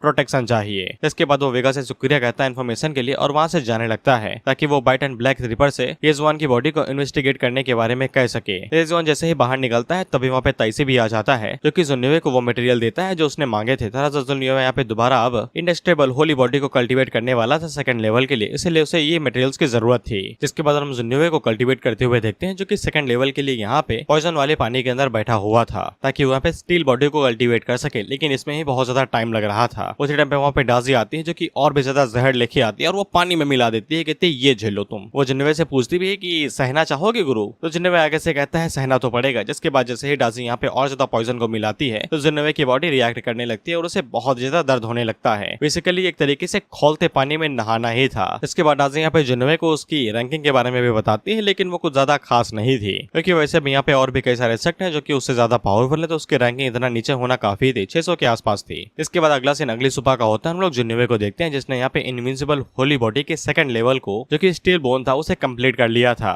इसके बाद वो अपने स्टैट्स देखता है तो वो भी पहले से और भी ज्यादा बेहतर हो चुके हैं और उसकी कल्टीवेशन भी बढ़ चुकी थी। अब वो गोल्डन कोरियलम की 8 लेवल पे पहुंच चुका था। इसके बाद 9 है जिन्नोवे के पास आती है उसे लंच के लिए बुलाने के लिए, जिसके बाद वो सभी लोग बैठ के खाना खाते हैं और वो ताइसी से भी ये कहता है कि बैठ के खा लो यार, कितना दारू पिलाओगे। लेकिन ताइसी उसे कहता है कि ये हमारा फर्ज है, तो जिन्नोवे उससे कहता है कि मैं ये चीज भूलूंगा नहीं। उसी टाइम पे white and black ripper telepathy के जरिए जिन्नोवे से कहते हैं कि हमसे जंगल में आके मिलो। तो फिर जिन्नोवे इन सभी लोगों से कहता है कि उसे कुछ काम है, वो यहाँ से जा रहा है। जिसके बाद जब वो जंगल जा रहा था तो फिर कुछ लोग उसका पीछा कर रहे थे। दरअसल ये उसे असैसिनेट करने के लिए आए थे। हालांकि जब वो जिन्नोवे के ऊपर अटैक करने के लिए आगे बढ़ते हैं तो जिन्नोवे काफी इजीली उन्हें हैंडल कर लेता है। तभी एक तीसरा बंदा आके अटैक करने की कोशिश करता है तो जिन्नोवे उसके ऊपर भी एक पंच मारता है और उसे भी यहाँ पे पीछे फेंक देता है, लेकिन वो इतने जल्दी हार नहीं मानता। जिसके बाद वो दोबारा अटैक करने के लिए आगे बढ़ ही रहा था कि उसी टाइम पे ब्लैक रिपर उसके पीछे से निकलता है और उसके सीने के अंदर अपना हाथ घुसा देता है। जिन्नोवे ये देख के अपने मन के अंदर यही सोचता है कि अच्छा हुआ कि ये मेरी साइड पे है, नहीं तो मेरे भी ऐसे तरीके से लगते। और जब वो साइड में देखता है तो व्हाइट रिपर ने बच्चे कुछ को भी ठिकाने लगा दिया था। जिन्नोवे उनसे पूछता है कि मुझे यहाँ पे क्यों बुलाया गया, तो वो लोग उसे बताते हैं कि आपने जिस डिमोनिक कल्टीवेटर के बारे में कहा था इन्वेस्टिगेट करने के लिए, हमने उसे ढूंढ लिया है और वो पहले ही यहाँ पे लाओयान सिटी छोड़ के जा चुका है। उसी टाइम पे ब्लैक रिपर को पता चलता है कि एक पावरफुल मास्टर उनकी तरफ आगे बढ़ रहा है, तो वो जिन्नोवे से कहता है कि हम लोग हेल चल रहे हैं। जिसके बाद वो जिन्नोवे को लेके हेल के अंदर चले जाते हैं। खैर इस मास्टर के बारे में कुछ भी नहीं बताया जाता, ये बस आगे से कहता है कि मैं तुम्हें छोड़ूंगा नहीं, बस इतना ही। जिसके बाद अगला सीन हेल का होता है जहाँ पे जिन्नोवे चांद को देख के हैरान हो चुका था। वो आगे से कहता है कि नर्क के अंदर भी चांद होता है क्या, जिसपे वो लोग उसे कहते हैं कि ये आर्टिफिशियल है, हमने बनाया है चाइना के तरीके। वो फिर जिन्नोवे यहाँ पे कुछ बदनसीब लोगों को देखते हैं जो रोए ही जा रहे थे कि मैं बहुत मिजरेबल तरीके से मारा, तो साले रिकार्नेट हो जाना, दोबारा मर जा। उसी टाइम पे जिन्नोवे के पास नोटिफिकेशन आता है जो कि उसे बताता है कि उसने पहली बार हेल को यहाँ पे एंटर किया है, इसलिए उसे यहाँ पे गॉड समन करने का एक मौका दिया जाएगा। इस पे जिन्नोवे अपने मन के अंदर वो यही सोचता है कि वो कैपिटल के अंदर जाके यहाँ पे इस गॉड को समन करेगा, लेकिन सिस्टम उसे मना कर देता है। ये कहते हुए अगर तुम वहाँ पे जाके इसे समन करोगे तो फिर इंपीरियल कैपिटल शायद से यहाँ पे समन हुए गॉड को ब्लॉक कर सकता है, इसलिए सिस्टम यही सजेस्ट करता है कि उसे यहीं पे ही समन कर लो। तो जिन्नोवे उसे यहाँ पे समन भी कर लेता है। जिसके बाद वही हु इज द पोकेमॉन, इसके बाद ये लोग उस जगह पे पहुंच जाते हैं जिन्हें यहाँ पे आना था। वह पे जिन्नोवे की नजर जैसे एक लड़की के ऊपर पड़ती है तो वो मन के अंदर सोचता है कि साला हेल के अंदर भी इतनी खूबसूरत लड़की है। इसके बाद हमें उस लड़के से मिलवाया जाता है जिसका नाम यूकिन था, जो कि यहाँ पे दोनों रिपर्स को ग्रीट करती है और ब्लैक रिपर यहाँ पे जिन्नोवे को बताती है कि ये उस डिमोनिक कल्टीवेटर की डॉटर है। ये दोबारा रिकार्नेट नहीं हो पा रही है मरने के बाद में, इसलिए तब से ये हमारे साथ ही घोस्ट की तरह यहाँ पे काम कर रही है और इसकी यहाँ पे काफी अच्छी रेपुटेशन भी है। वह पे ब्लैक रिपर यूनकिंग से कहता है कि तुम मैंने यहाँ पे अपने फादर के बारे में बताओ। इस पे यूनकिंग आगे से बताती है कि उसके फादर पहले तो एक जस्टिस फंक्शन के कल्टीवेटर हुआ करते थे, लेकिन जब से वो किसी के हाथों हारे गए तब से वो थोड़ा सा मेंटली डिस्टर्ब हो गए और उन्होंने यहाँ पे डिमोनिक आर्ट्स को कल्टीवेट करना शुरू कर दिया, जिसके चलते वो अपना दिमाग खो बैठे और उन्होंने उसकी मदर और उसे खत्म कर दिया। इसके बाद उसने अपना नाम यहाँ पे यूनचंग के अंदर बदल दिया और डिमोनिक पाथ को फॉलो करने लगा और वो हानजियांग डायनेस्टी से आया हुआ है। उसने डिमोनिक कल्टीवेशन तब से शुरू की जब से वो यहाँ पे हानजियांग डायनेस्टी के टॉप मास्टर यूनजेन टियान से हारा था। यूनकिंग यही कहती है कि जब से वो रिकार्नेट नहीं हो पाई है तब से वो अपने बाप के हर एक कदम के ऊपर नजर रखे हुए है, ताकि उसे जैसे ही यहाँ पे बदला लेने का मौका मिले तो वो बदला ले सके। हमें इस डिमोनिक कल्टीवेटर का नाम बदल चुका है तो हम उसे यूनचेंग ही बुलाएंगे। यूनकिंग आगे से बताती है कि उसके फादर ने यहाँ पे बदला लेने के लिए युआन जेनटेन के खिलाफ लड़ाई भी की थी, लेकिन वो दोनों ही लड़ते लड़ते मारे गए। उसकी बॉडी और सोल तो डिस्ट्रॉय हो गए, लेकिन उसके सोल का जो छोटा सा कण था वो बच के भाग गया और उसने यहाँ पे येजुआन की बॉडी के ऊपर कब्जा कर लिया। जिन्होंने यहाँ पे यूनकिंग से कहता है कि जुनचेंगमो मेरे मेरे खिलाफ भी खड़ा हुआ है, शायद से वो मेरे पीछे आएगा, क्या तुम मेरी मदद कर सकती हो? जिस पे यूनकिंग अपने पास एक तलिस्मान निकालती है और जिन्नवे को देते हुए कहती है कि जब भी तुम्हारी मुलाकात उससे हो तो इसे फाड़ देना, मैं वर्ल्ड ऑफ लिविंग के अंदर आ जाऊंगी तुम्हारी मदद करने के लिए। यूनकिंग यहाँ पे जिन्नवे से कहती है कि अगर वो यहाँ पे उसका बदला लेने में उसकी मदद करता है तो वो उसे रेप भी करेगी। जिन्नवे आगे से कहती है कोई दिक्कत नहीं है, मैं तुम्हारी मदद जरूर करूंगा। और वो यूनकिंग से ये भी पूछता है कि तुम मुझे बता सकती हो कि वो कैसे फाइट करता है और कैसे कैसे निशान छोड़ के जाता है जब वो बाहर आएगा। जिस पे यूनकिंग यहाँ पे आधे घंटे तक उसे सब कुछ बता देती है और जिन्नवे से शुक्रिया कह के वहाँ से बाहर निकल आता है। इसके बाद जिन्नवे इन सभी लोगों के पास आता है और उन्हें बताता है कि वो यहाँ पे इंपीरियल कैपिटल जा रहा है और वो अपने साथ कुछ ही सर्वेंट्स को लेके जा सकता है। इसलिए नैना यहाँ पे जिन्नवे से कहती है कि वो भी उसके साथ आएगी। युवान भी यहाँ पे जिन्नवे के साथ आना चाहता था और वेगा भी आगे से यही कहता है कि अगर एक आदमी और जाएगा तो ये और ज्यादा सेफ रहेगा, लेकिन जिन्नवे उन्हें मना कर देता है ये कहते हुए कि किसी और को अपने साथ लेके जा रहा है, वो लोग यहीं पे इंतजार कर सकते हैं। इस पे वो लोग हैरान हो जाते हैं कि जिन्नवे किसी अपने साथ लेके जा रहा है। तो फिर सिस्टम जिन्नवे को बताता है कि उसका नया सामान रेडी हो चुका है जिसका नाम साय वू जिंग है। इसकी रेस गॉड है और वो वहाँ पे हेवनली रियलम के 9th लेवल पे है। जिन्नवे हम लोगों को बताता है कि ये एक टाइम पे ग्रेट जनरल हुआ करता था सा वू जिंग। तो फिर हम लोग देखते हैं कि वहाँ पे सा वू जिंग आ भी जाता है। हालांकि युवान उसे नहीं पहचानता है तो वो उससे पूछता है कि यहाँ पे क्या करने के लिए आए हुए हो, लेकिन सा वू जिंग जल्दी से यहाँ पे जियान के सामने झुकता है और उसे रिस्पेक्ट देता है। इस पे सभी लोगों को पता चल जाता है कि सा वू जिंग यहाँ पे जिन्नवे का नया सर्वेंट है। युवान आगे से पूछता है लेकिन सा वू जिंग यहाँ पे रेफ्यूजी लेने के लिए क्यों आया हुआ है, जिसपे वही सिस्टम का मैनिपुलेशन जो कि यहाँ पे सा बताता है कि जब वो यहाँ पे ल्यूसा रिवर के अंदर ट्रेनिंग कर रहा था तब जिन्नवे के मदर के एंसेस्टर ने उसकी मदद की थी, तो वो यहाँ पे एहसान चुकाने के लिए आया हुआ है। इसके बाद जिन्नवे उन लोगों को बताता है कि जो भी लोग यहाँ पे उसके साथ चलने वाले हैं वो 4 लोग होंगे, जिनमें से सा वू जिंग उनमें से एक होगा। और जिन्नवे के साथ यहाँ पे डाजी, ली बाई और सा वू जिंग चलने वाले थे। और जियान नाइन से कहता है कि मैं तुम्हें अपने साथ लेके नहीं जा सकता, तुम्हारी आइडेंटिटी काफी ज्यादा सेंसिटिव है और ये बवाल मचा सकती है, तो तुम यहीं पे ही बैठ के इंतजार करोगी। इसके बाद हमें बताया जाता है कि जिन्नवे टोटल अपने साथ यहाँ पे सा वू जिंग को लेके जा रहा है, व्हाइट वेगा को लेके जा रहा है, ली युआनबा को भी लेके जा रहा है, टेंगो को भी लेके जा रहा है और डाजी को भी और लीवाई को भी। और साथ ही में अगर कुछ कम पड़े तो वो यहाँ पे ब्लैक एंड डेथ रीपर को भी लेके जा रहा है। इसके बाद वो लोग यहाँ पे सेकंड गेट के पास पहुंच जाते हैं, जिससे टेलीपोर्ट होकर ये लोग सीधा इंपीरियल कैपिटल ही पहुंच जाएंगे। पता नहीं शायद से अगला कंपटीशन यहाँ पे इंपीरियल कैपिटल के अंदर होगा। यूसुफ उन लोगों से कहता है कि देखो भाई, अगर कैपिटल के अंदर तुम एलिमिनेट भी हो जाते हो तो भी तुम्हें इंतजार करना पड़ेगा, जिसके बाद तुम लोग वापस आ सकते हो। इसके बाद ये लोग अपनी आइडेंटिटी को कंफर्म करते हैं और कैपिटल के अंदर आ जाते हैं। यूसुफ भी यहाँ पे बाहर निकलता है और सभी लोगों से कहता है कि चलो भाई सब लोग साथ में आगे बढ़ते हैं। मैं फिर जुआनी वे सा वू जिंग से कहता है कि जरा कैपिटल को सर्च करके चेक करो कि कोई तुमसे ज्यादा स्ट्रॉन्गर तो नहीं है। इस पे सा वू जिंग आगे से बताता है कि यहाँ पे कोई भी स्ट्रॉन्गर नहीं है उससे ज्यादा, सिर्फ 2 ही कल्टीवेटर्स हैं जो कि हेवनली रियलम पे हैं और वे सिर्फ सेकंड लेवल पे हैं। वो बाकी भी कुछ हैं जो कि ज्यादा से ज्यादा 3rd स्टेज पे हैं और कोई भी उनसे ज्यादा स्ट्रॉन्ग नहीं है। इस पे जिन्नवे यहाँ पे पूरी तरीके से एकदम फिट होके आया था। अब वो यहाँ पे लड़ भी सकता है, अगर जरूरत पड़े तो वो भाग भी सकता है वेगा की मदद से, क्योंकि शॉर्ट ब्रांच वाला जो डिस्ट्रक्शन हुआ था उसकी वजह से यहाँ पे उसकी आइडेंटिटी भी एक्सपोज हो सकती है, लेकिन उससे चिंता की बात नहीं, वो पूरी प्लानिंग के साथ में आया है। और इसी के साथ ये वीडियो यहीं पे ही खत्म होता है और ये शायद से 4th एपिसोड है ये, और मैं सीरीज को कंटिन्यू करने वाला हूँ। व्यूज ठीक ठाक आ रहे हैं, ज्यादा दिक्कत नहीं है। बट मैं तुम्हें एक चीज बता दूं कि अब मैं यहाँ पे ज्यादातर एग्रेसिव वर्ड्स का इस्तेमाल नहीं करूंगा, जैसे कि यहाँ पे मार गया, किल्ड हो गया और भी इसी तरीके के वर्ड्स, क्योंकि ये येलो ड्रैगन ट्रिगर कर देता है और अब से सेक्सुअल कंटेंट नहीं मिलेगा लेकिन इतना नहीं मिलेगा, क्योंकि मैं घंटों वीडियो बनाता हूँ और यूट्यूब मुझे एक पल में उस पर हुआ दिखता है। एंड यू नो दैट मैं ये सब कुछ झेल नहीं सकता। और अगर तुम्हें येलो डॉलर के बारे में नहीं पता है तो इतना समझ लो, येलो डॉलर का मतलब होता है कि तुम्हारी जो कमाई है वीडियो की वो नहीं होगी, एड्स नहीं दिखाई देंगे, या फिर एड्स तुम्हें दिखाई देंगे लेकिन मुझे उसके पैसे नहीं मिलेंगे, यानी वीडियो की दोनों उंगलियां घी में। खैर वीडियो को यहीं पे एंड करते हैं। Bye bye, sayonara.